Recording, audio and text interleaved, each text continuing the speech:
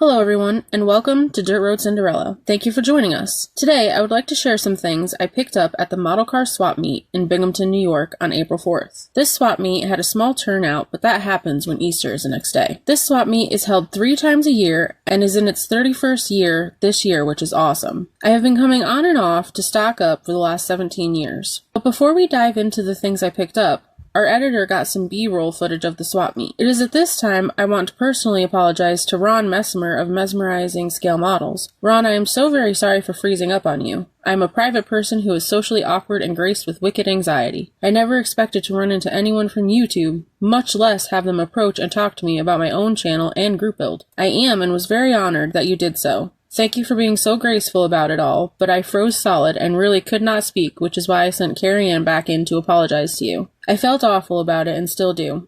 Once again, Ron, I am so very sorry, and should we run into each other in the future, it will not happen again. Anxiety is brutal, and I am so mad at myself that I know I will overcome it going forward. With that said, the swap meet is held in Binghamton at the American Legion Post 1645 on Robinson Street. This event is always a good time, and there are plenty of models to catch one's attention. There is no model show at this event, which fits me well as I am not a people person as I just mentioned.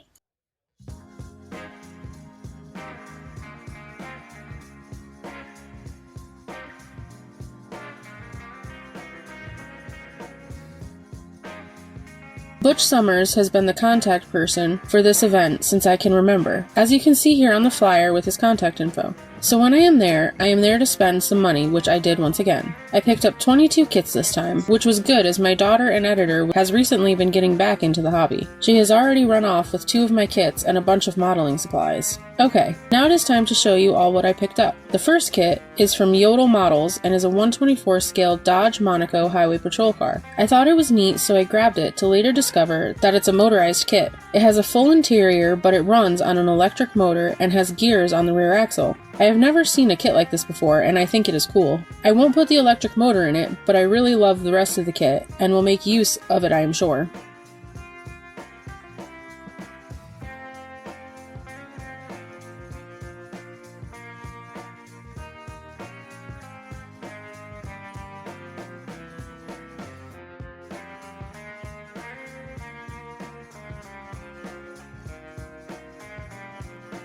The next kit is the Tamiya 240Z. I have seen so many build this kit that I had to have it. It has amazing details for sure. I wanted the Revell version from back in the day, but could not find one. One of the things that makes this Tamiya kit so great to me is that it is a full detail kit, which means it has an engine. That is awesome to me because I love building engines. Just a beautiful kit with stunning box art as well. The AMT 1963 Chevy 2 station wagon kit is next. I am not crazy about the box art of this kit, but I do love a long roof and the trailer. It seems there are a lot of customizing parts in this kit, but it also includes the stock parts, which is what I will use when I build it. I've seen a few other channels build some beautiful stuff from this kit. For sure, a great find, I think.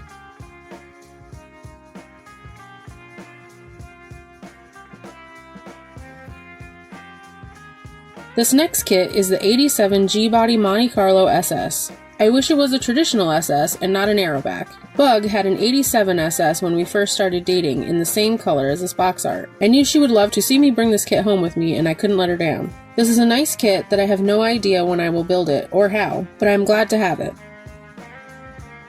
Of course, I picked up another MPC 71 Dodge Demon kit. I had bought 3 of these, and I'm down to just 1, and had not built any as of yet, so I thought it best to grab another and refill my stock some. Many modelers have built this kit recently and knocked it out of the park. You might remember that Leon won this kit from me along with a 3D printed engine. He hit a home run building his. I waited a long time for this kit to be reissued, and I'm thrilled to have another in my stash. Moving on to this Toyota pickup snap kit. I picked this up because BG did such an amazing job with this truck last year. He weathered it up and it came out amazing. Plus, recently, my editor has been bugging me to replicate Curly's truck from Port Protection. I really look forward to building this truck and hope I can do it the justice BG did. It even comes with the raft. These are such cool little trucks, I wish I had half a dozen of them. Next is the AMT 1964 Oldsmobile Cutlass. This one Carrie Ann kept pointing out to me until I finally put it on the stack I was buying. However, it is different for me, and I look forward to buying it. Again, I will use the stock parts as I do not care much for custom cars, especially of the 60s styling.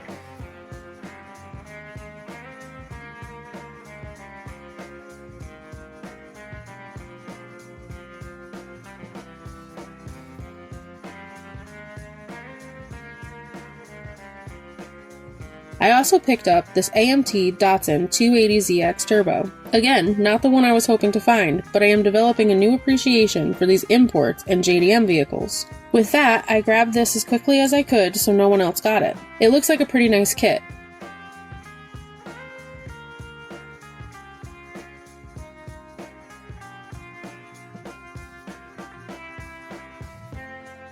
This next AMT kit was also because of Carrie Ann's prodding. First, it was an AMT, which she loves. Second, it sported the 4.6's brand, which she is a fan of because of the Yellowstone series. When I looked at it, I almost passed on it until I realized it was a unibody. I have never had one in model form before, and when I turned to this side panel, the truck really caught my eye. And it said to me that this thing would look great being low, and the unibody makes it look longer to the eye, which I really like. I doubt it will wear the 4.6's when I build it, but I will set them aside for something else down the road.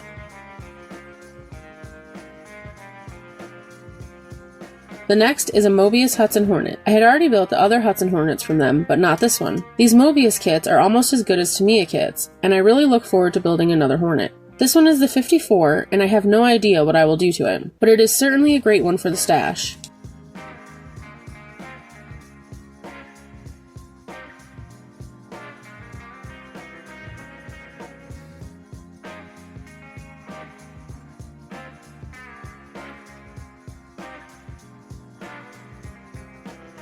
Moving on to another Mobius kit, we come to the 1964 Mercury Comet Pro Touring Kit that everyone has been building.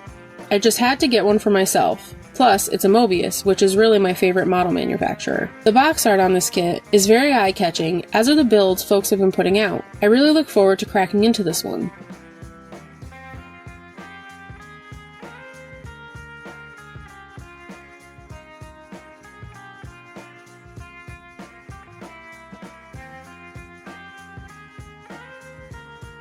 Now we come to the 1965 Pontiac Bonneville Sport Coupe. One of my close friends growing up had a 64, and it was a boat next to my Dart back then. I thought I would add this one to the shelf just for fun. Bug built this about 20 years ago and loved it, and though it is not really my kind of car, I think I might enjoy trying this one. There seems to be lots of custom parts for this one as well.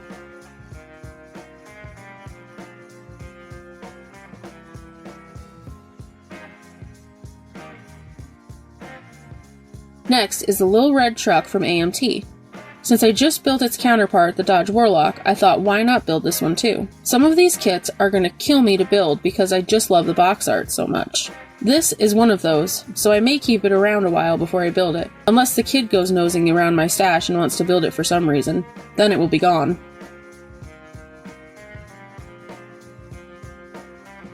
I also came across the Revell version of Mr. Norm's 68 Dart. This is also a box art I like a lot, and being a Dart fan, I would like to have this one for a while. I have built it before, and it is a wonderful kit.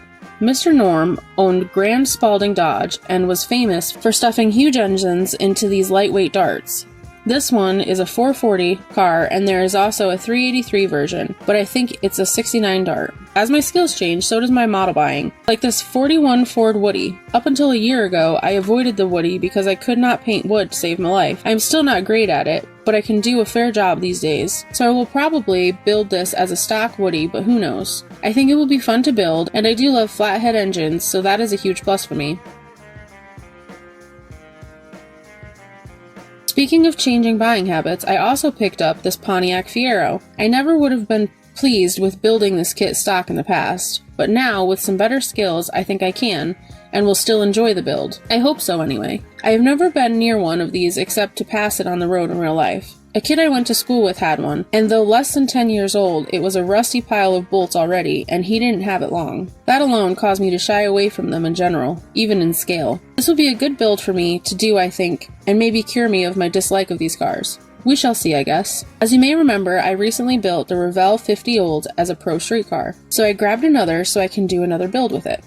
I have no clue what I will do, but I thought this was a nice kit when I built it, and I did not use very much of it the first time. I thought I might like to try it once again, but not as a pro street. This kit is opened, and everything is still bagged inside.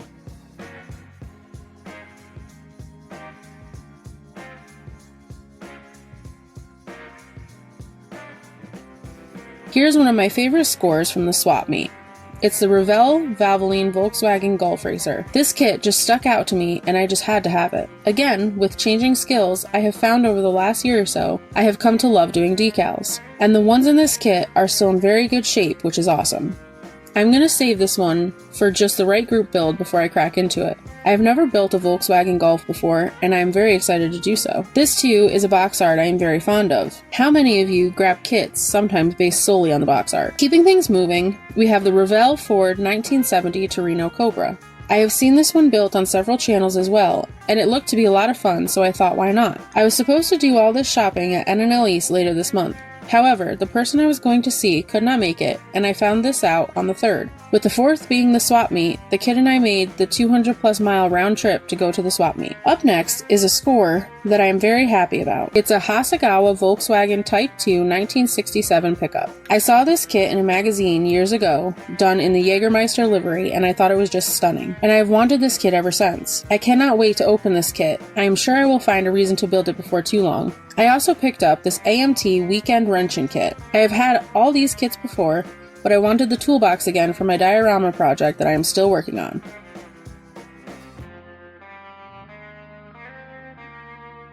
Lastly is the kit I am most excited for, the AMT 1977 Ford Pinto. This is an original release of the kit and is still bagged and unopened, even though the box is open. These little cars are just so odd they are cool. I am really glad to get an original one, and it seems to have another CB I can light. Well, that's all I bought and all I have for y'all today. I hope everyone has a great week and treats themselves well. Until next time, later y'all.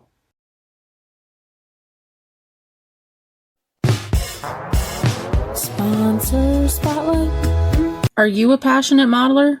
Constantly searching for that perfect detail to bring your miniature masterpiece to life? Do you dream of building your model so accurate they could be mistaken for the real thing? Then it's time to discover VCG Resins by Reese. VCG Resins specializes in providing the highest quality, most unique, and incredibly detailed resin parts and accessories for your 1/24th and 1/25th scale models and dioramas. Modelers can find everything from intricate engines and suspension components to realistic wheels and essential diorama accessories, all designed to bring your miniature masterpieces to life. Are you ready to elevate your next build? Please visit vcgresins.com and don't forget to use our discount code DRCRUST at checkout for 13% off your order. At Scale Finishes, they specialize in high-quality automotive-grade paints, clears, and primers designed to bring your scale models to life. Their authentic colors and premium products provide a flawless finish every time. Visit scalefinishes.com and use our discount code Cinderella10 at checkout to receive 10% off on your order. Edited, produced, and narrated by Cap Productions.